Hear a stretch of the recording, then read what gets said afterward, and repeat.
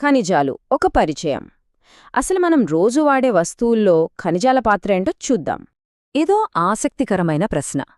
మనం పొద్దున్నే లేవగానే వాడే టూత్పేస్ట్ ఉంది కదా, దానిలో ఆ తెలుపు రంగు ఎలా వస్తుందనుకుంటున్నారు? దానికి కారణం కొన్ని ఖనిజాలు. అవేంటంటే రూటైల్, ఇల్మనైట్ మరియు అనాటేస్. ఇవన్నీ టైటానియం ఆక్సైడ్ నుంచే వస్తాయి. సరే, తెల్ల రంగు సంగతి చూశాం. మరి ఆ టూత్పేస్ట్లో ఉండే మెరుపు? దానికి కారణం మైకా అంటే అబ్రకం. ఇక మన పళ్ళని కాపాడే ఫ్లోరైడ్ ఉంటుంది కదా, అది ఫ్లోరైట్ అనే ఖనిజం నుంచి వస్తుంది.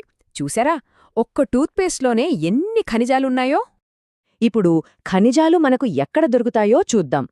కొన్నిసార్లు అగ్నిశిలల్లోని పగుళ్లలో ఇవి సిరల్లాగా ఏర్పడతాయి. వాటిని వీన్స్ అంటాం. మరికొన్నిసార్లు నదులు, కొండల మీద నుంచి ఖనిజాలను కిందకి తీసుకువచ్చి లోయల్లో మేటవేస్తాయి. వాటిని ప్లేసర్ డిపాజిట్స్ అంటారు. Okay, quick revision. శిలల పగుళ్లలో చిన్నగా ఏర్పడితే వాటిని వీన్స్ అంటాం. అదే పెద్ద మొత్తంలో ఉంటే వాటిని లోడ్స్ అంటాం. ఇక నదుల ద్వారా కొట్టుకొచ్చి లోయల్లో పేరుకుపోతే వాటిని ప్లేసర్ డిపాజిట్స్ అంటారు. ఈ మూడు పదాలు చాలా ఇంపార్టెంట్. సరే, ఖనిజాలు ఎలా ఏర్పడతాయో చూసాం. ఇప్పుడు మన దేశంలో దొరికే కొన్ని ముఖ్యమైన లోహ, అలోహ ఖనిజాల గురించి మాట్లాడుకుందాం. ఇక ఖనిజాలంటే మనకు ముందుగా గుర్తొచ్చేది ఇనుము. దీన్ని పారిశ్రామిక అభివృద్ధికి వెన్నెముక అంటారు. ఏ పరిశ్రమ అయినా ఇనుము లేకుండా నడవదు కదా. ఇనుప ఖనిజంలో బెస్ట్ క్వాలిటీ ఏది అంటే అది మ్యాగ్నెటైట్. ఇందులో సుమారు 70% ఇనుముంటుంది. ఇక కర్ణాటకలో కుద్రేముఖ్ గనులు చాలా ఫేమస్. కుద్రేముఖ్ అంటే ఏంటో తెలుసా? కన్నడలో కుద్రే అంటే గుర్రం. ఆ కొండలు గుర్రం ముఖం ఆకారంలో ఉంటాయి కాబట్టి ఆ పేరు వచ్చింది. ఈ గనులో నుంచే రవాణా చేసే పద్ధతి కూడా చాలా ఇంట్రెస్టింగ్గా ఉంటుంది. కుద్రేముఖ్ నుంచైతే ఇనుప ఖనిజాన్ని పొడి చేసి నీళ్లతో కలిపి ఒక స్లరీలాగా తయారుచేసి పైప్లైన్ ద్వారా మంగళూరు పోర్టుకి పంపిస్తారు. అదే బైలదిలా గనుల నుంచైతే విశాఖపట్నం పోర్టుకు తరలించి అక్కడ నుంచి జపాన్కి ఎగుమతి చేస్తారు. ఓకే, ఇప్పుడు మరో 2 ముఖ్యమైన ఖనిజాలు. ఒకటి మ్యాంగనీస్. 1 టన్ను స్టీల్ తయారు చేయాలంటే సుమారు 10 కేజీల మ్యాంగనీస్ కావాలి. ఇక రెండవది అల్యూమినియం. విమానాలు, పాత్రలు ఇలా చాలా వాటిలో వాడతాం కదా. ఈ అల్యూమినియం ఏ ఖనిజం నుంచొస్తుంది? బాక్సైట్. ఇది చాలా ఇంపార్టెంట్ బిట్.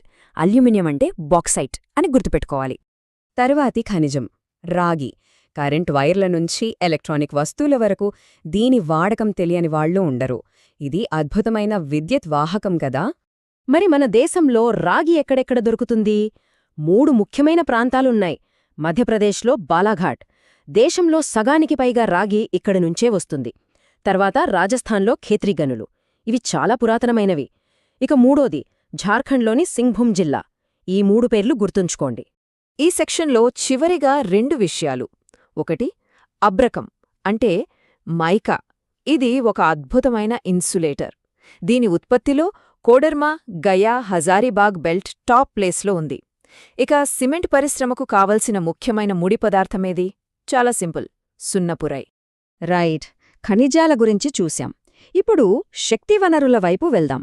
అందులో ముందుగా సాంప్రదాయ శక్తివనరులు అంటే ఫాసిల్ ఫ్యూయల్స్ గురించి తెలుసుకుందాం. బొగ్గులో నాణ్యతను బట్టి 4 రకాలుంటాయి. ఈ ఆర్డర్ గుర్తుపెట్టుకోవటం చాలా ముఖ్యం. సబ్సే తక్కువ క్వాలిటీ పీట్, దాని తర్వాత లిగ్నైట్, మనం ఎక్కువగా వాడేది బిటుమినస్. ఇక అన్నింటికన్నా బెస్ట్ క్వాలిటీ ఉన్నది ఆంథ్రసైట్. మన దేశంలో దొరికే బొగ్గులో దాదాపు 98% 200 మిలియన్ సంవత్సరాల క్రితం నాటిది. ఈ కాలాన్ని గోండ్వానా కాలం అంటారు. ఈ గోండ్వానా బొగ్గు నిక్షేపాలు ఎక్కువగా నదీ లోయల్లో దొరుకుతాయి. ఈ పదం చాలా ముఖ్యం, గోండ్వానా. ఇక మేఘాలయలో ఒక ప్రత్యేకమైన ప్రమాదకరమైన మైనింగ్ పద్ధతి ఉంది. దాన్ని ర్యాట్ హోల్ మైనింగ్ అంటారు. అంటే ఎలుక బొరియల్లాగా చిన్న చిన్న సొరంగాలు తవ్వి బొగ్గు తీస్తారు. ఇది చాలా ప్రమాదకరం, పైగా చట్ట విరుద్ధం కూడా. సరే, బొగ్గు తర్వాత పెట్రోలియం. మన దేశంలో మొట్టమొదట చమురు ఉత్పత్తి చేసిన రాష్ట్రమేది? అదే అస్సాం. ఇక దేశంలోనే అతి పొడవైన గ్యాస్ పైప్లైన్ హెచ్వీజే పైప్లైన్. ఇందులో హెచ్ అంటే హజీరా అని అర్థం. ఓకే, మన చివరి సెక్షన్కొచ్చేశాం. సాంప్రదాయేతర శక్తి వనరులు అంటే మనం భవిష్యత్తుకు ఆధారం కాబోయే సోలార్, విండ్ ఎనర్జీ లాంటివి అన్నమాట. అణుశక్తికి మనకు యురేనియం, థోరియం కావాలి. ఇవి ఎక్కడ దొరుకుతాయి? ఇది చాలా ఇంపార్టెంట్. యురేనియం రాజస్థాన్లోని ఆరావళి పర్వతాల్లో దొరుకుతుంది. థోరియమేమో కేరళ తీరంలోని మోనజైట్ ఇసుకలో దొరుకుతుంది. ఈ తేడా గుర్తుపెట్టుకోండి. ఇక సోలార్ ఎనర్జీ. సూర్యరశ్మిని నేరుగా కరెంటుగా మార్చే టెక్నాలజీని ఏమంటారు? Photovoltaic technology. ఈ పదం గుర్తుంచుకోవాలి. ఫోటోవోల్టాయిక్. అలాగే మన దేశంలో అతి పెద్ద విండ్ ఫార్మ్ క్లస్టర్ ఎక్కడుంది? తమిళనాడులో. నాగర్కోయిల్ నుంచి మదురై వరకు ఉంది. చివరగా కొన్ని ఇతర శక్తి వనరులు, వాటి ప్రదేశాలు. భూమి లోపలి వేడి నుంచి తీసే జియోథర్మల్ ఎనర్జీకి లడాఖ్లోని పూగా వ్యాలీ ఫేమస్. సముద్రపు అలల నుంచి తీసే టైడల్ ఎనర్జీకి పశ్చిమ బెంగాల్లోని సుందర్బన్స్. ఇక పల్లెటూర్లలో పశువుల పేడతో తయారు చేసే గోబర్ గ్యాస్ మనందరికీ తెలిసిందే. చివరిగా ఒక మాట. మన శరీరానికి ఖనిజాలు కేవలం 0.3% అవసరం. కానీ అవి లేకపోతే మనం బతకలేం. అలాగే ఈ రివిజన్లో మనం చెప్పుకున్న ప్రతి చిన్న పాయింట్ కూడా మీ విజయంలో అంతే కీలకమైన పాత్ర పోషిస్తుంది.